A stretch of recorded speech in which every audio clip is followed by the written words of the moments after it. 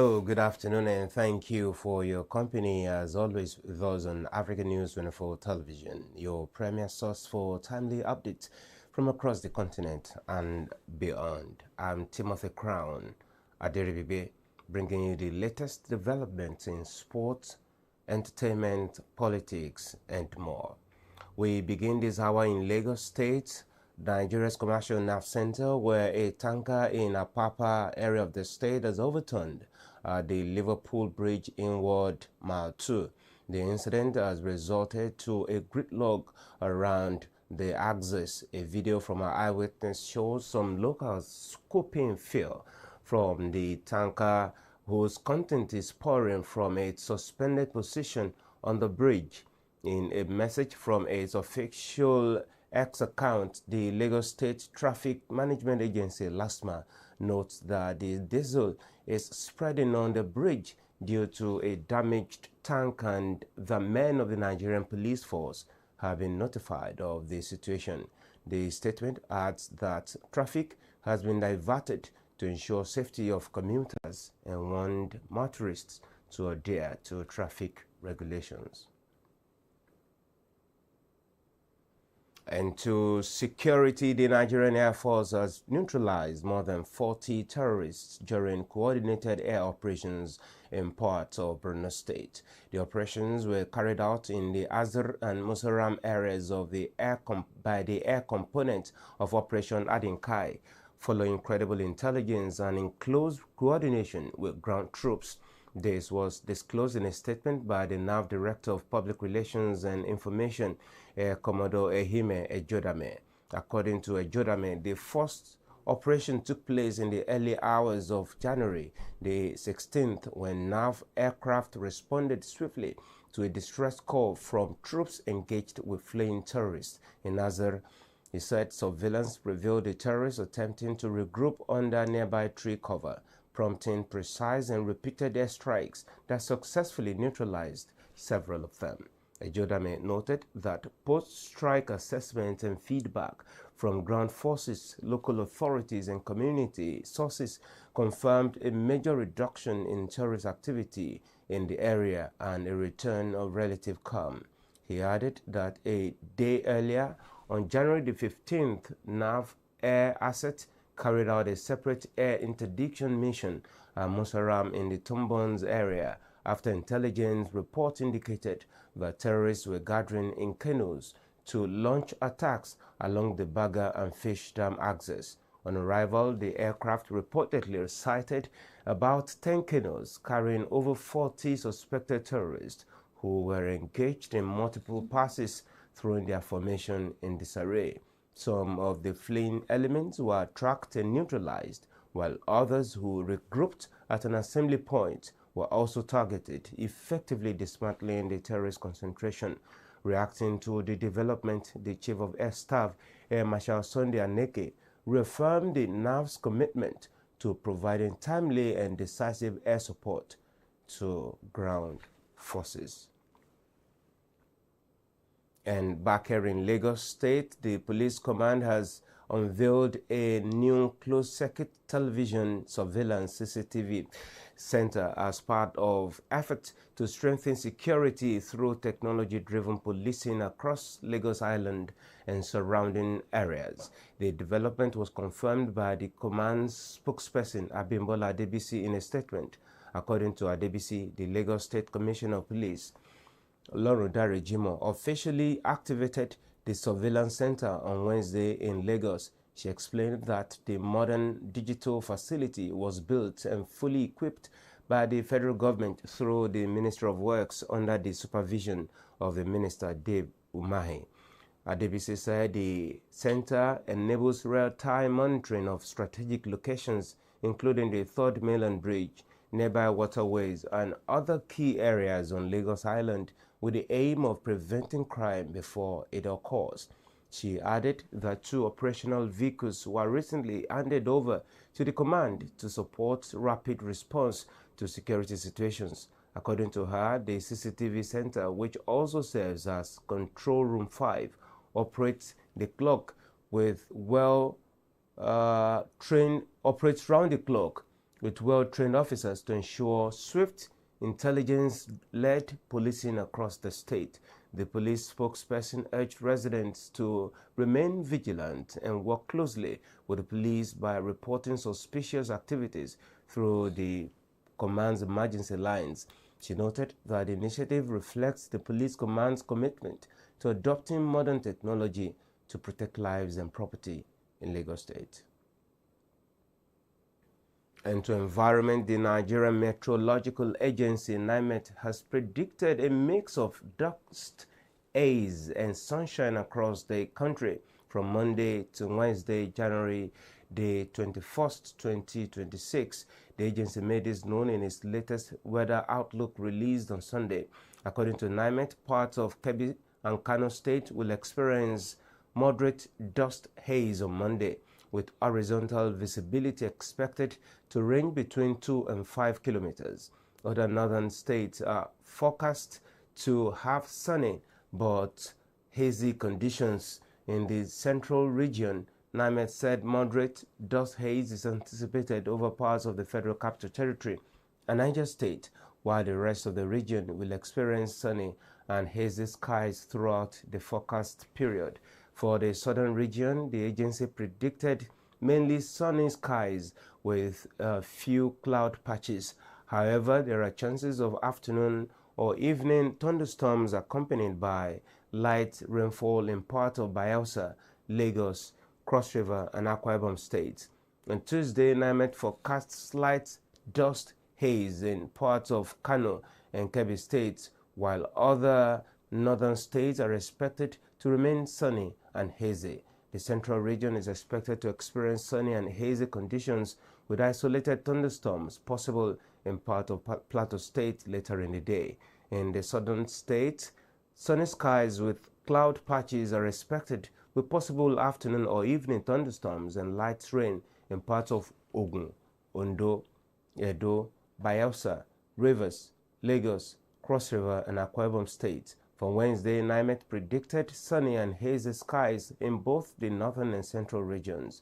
In the south, the agency forecasts sunny skies with few clouds alongside possible afternoon or evening thunderstorms with light rainfalls in parts of Oyo, Ogun, Ondo, Edo, Bayelsa, Rivers, Lagos, Delta, Cross River, and Akwa Ibom State. NiMet advised the public to take precautions as dust particles remain in suspension, warning that people with respiratory conditions should be especially careful.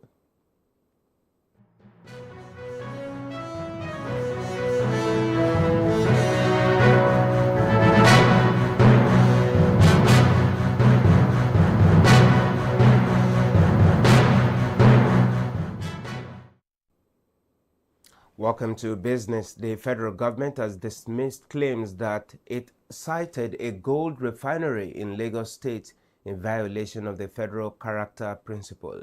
The clarification follows an allegation by the Northern Elders Forum, which accused the government of favoring Lagos in the location of a federal gold refinery. Reacting to the claim, the Minister of Solid Minerals Development, Dele Alake, through his special assistant on media, Segun Tomori, described the allegation as false and misleading. Tomori explained that at no point did the minister state that the federal government established or owns a gold refinery in Lagos or anywhere else in the country. According to him, the minister only announced the planned inauguration of a privately owned gold refinery, while also noting that other refineries are being developed across different parts of Nigeria by private investors. He clarified that the newly established refinery in Lagos is a project of Kian Smith, a fully private mining company aimed at boosting local gold processing through modern and innovative practices. Tomori further stated that the federal government does not dictate where private companies should locate their businesses, as such decisions are based on each company's operational and marketing strategies. He added that the Ministry of Solid Minerals Development has, over the past 2 years, focused on creating an enabling environment for private sector investment in the mining industry. According to him, the Lagos Gold Refinery and similar projects across the country reflect the success of the recent reforms in the solid minerals sector. The ministry also reaffirms its commitment to encouraging more mining firms to establish processing and manufacturing plants nationwide to strengthen Nigeria's economy. Tomori urged the Northern Elders Forum to support the efforts of the president in building a more self-reliant and diversified economy for the benefit of all Nigerians. And on the foreign scene, at least 21 people have been confirmed dead following a devastating collision involving two high-speed trains in southern Spain. The accident occurred on Sunday near Adamuz in the province of Cordoba, about 360 kilometers south of Madrid. Reports indicate that one of the high-speed trains derailed and crashed into an oncoming train, forcing the second train off the tracks and down an embankment. The head of Andalusia's regional government, Joana Moreno, confirmed on Monday that 75 people were hospitalized, with at least 15 in serious condition. Moreno warned that the death toll could rise as rescue operations continue, noting that the impact of the crash was extremely severe. He explained that emergency teams would require heavy machinery to clear the wreckage and search for more victims trapped inside the damaged train coaches. According to him, there is a strong possibility that more bodies may be found as daylight improves visibility. Authorities disclosed that about 400 passengers were on board the two trains at the time of the crash, most of them Spaniards, traveling to and from Madrid after the weekend. And at least 15 people have been confirmed dead as raging wildfires continue to spread across southern Chile, forcing more than 50,000 residents to flee their homes. The deadly fires, which have been burning for 2 days, are affecting the Noble and Bibbio regions, located about 500 kilometers south of the capital, Santiago. Chile's Security Minister Luis Cordero confirmed that 14 major blazes are currently out of control across the affected regions. In response to the worsening situation, President Gabriel Boric has declared a state of emergency to allow the government to mobilize all available resources to tackle the disaster. The declaration enables the Chilean armed forces to join firefighting and rescue operations as nearly 4,000 firefighters battle the flames, which have been intensified by strong winds and extreme summer heat. Describing the situation as critical, Interior Minister Alvaro Elizalde said the country is facing a very complicated emergency. President Boric announced the decision in a post on social media, stating that all necessary resources have been placed at the disposal of the emergency teams to protect lives and property. Authorities say efforts are ongoing to contain the fires and prevent further loss of lives as people remain displaced.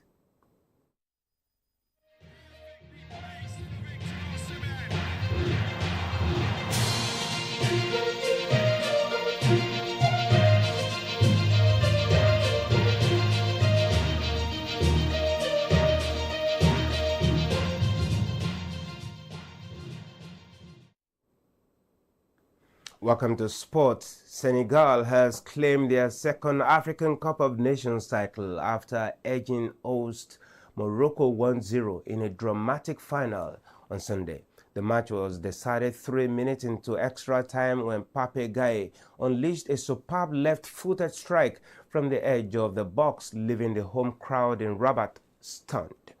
Earlier in regulation time, Morocco missed a golden opportunity to win after a late penalty was awarded by VAR. Goalkeeper Edouard Mendy made a crucial save to deny Brahim Diaz. The final was closely contested, with Morocco chasing their first continental title in over 50 years and Senegal aiming to reclaim the crown. Senegal started strongly, controlling play and forcing Moroccan goalkeeper Yassine Bouno into sharp saves from Pape Gaye and Ilema Ndiaye. Morocco responded before halftime with Naïef Aguerd narrowly missing a dangerous cross from Abdulsamad Ezzazzouli. After the break, the Atlas Lions pressed hard, but Ayub El Kabi failed to convert a clear chance. Senegal threatened on the counter-attack and came close late in the 89th minute, with Burna producing a fine save to deny substitute Ibrahim Mbaye. Extra time proved decisive as Sadio Mane's clever pass unleashed released Papegaye, who calmly and powerfully beat Burna to secure victory for Senegal. The triumph cements Senegal's status among Africa's football elite, bringing home their second AFCON title. Still on AFCON, while the president, Bola Tinubu, has congratulated the Nigerian national football team, the Super Eagles, for securing the bronze medal at the 2025 African Cup of Nations in Morocco. The Super Eagles defeated seven-time AFCON champions Egypt in a thrilling penalty shootout on Saturday, following a regular time in which Nigeria dominated. In a statement issued by spokesperson Bayon Onuga, Tinubu commended the team for bouncing back from their semi-final loss to host Morocco earlier in the tournament. The president said the victory reflected the determination, resilience, and can-do spirit of Nigerian players, praising their ability to overcome disappointment and secure a medal for the nation.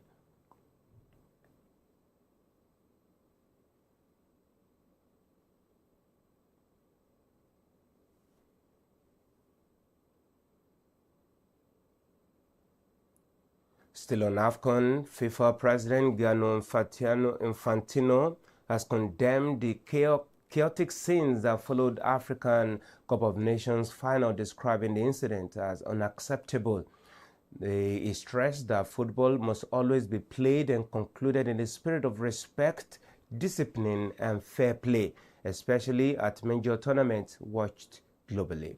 Infantino noted that actions which disrupt the flow or integrity of the game damage the image of African football and set a poor example for fans and young players. While praising the overall organization of the tournament, he said CAF's disciplinary bodies are expected to review the incident and take appropriate action to protect the credibility of the competition.